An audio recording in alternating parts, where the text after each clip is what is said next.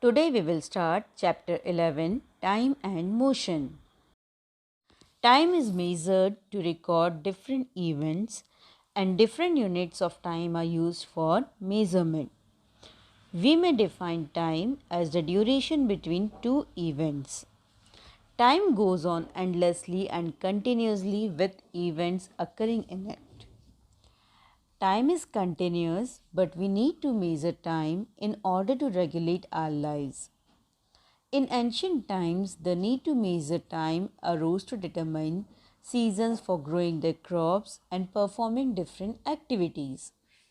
Today, we use clocks and watches to tell us when to get up and go to bed, when to go to school or for the work.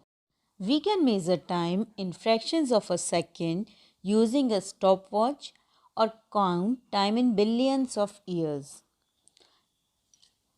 Different periodic events are used to measure the time. Some changes occur regularly, that is, they repeat themselves after certain interval of time. These are called as periodic changes. These periodic changes were used by people in ancient time to keep track of the events. Some changes that happen again and again are rising and setting of the sun, occurrences of the seasons, etc. So, to keep time, people probably counted such repeating events and used them to keep track of the events that did not repeat. The time taken by the sun to rise, set, and rise again is called a day. Another regular change observed in the sky is the visible change in the shape of the moon.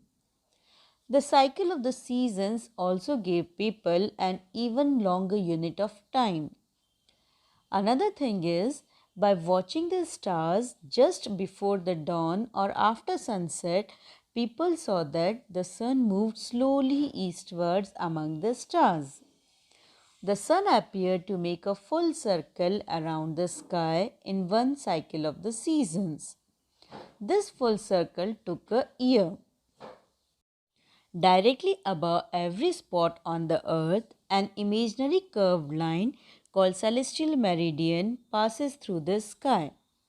As the earth rotates on its axis, the sun crosses every celestial meridian once each day. This time, when the sun crosses the celestial meridian above a particular time, is the time of noon. 12 hours later, the time at that place is midnight. The period from one midnight to the next is called as a solar day. Astronomers also measure time by observing the Earth's rotation in relation to the stars. This time is called as sidereal time.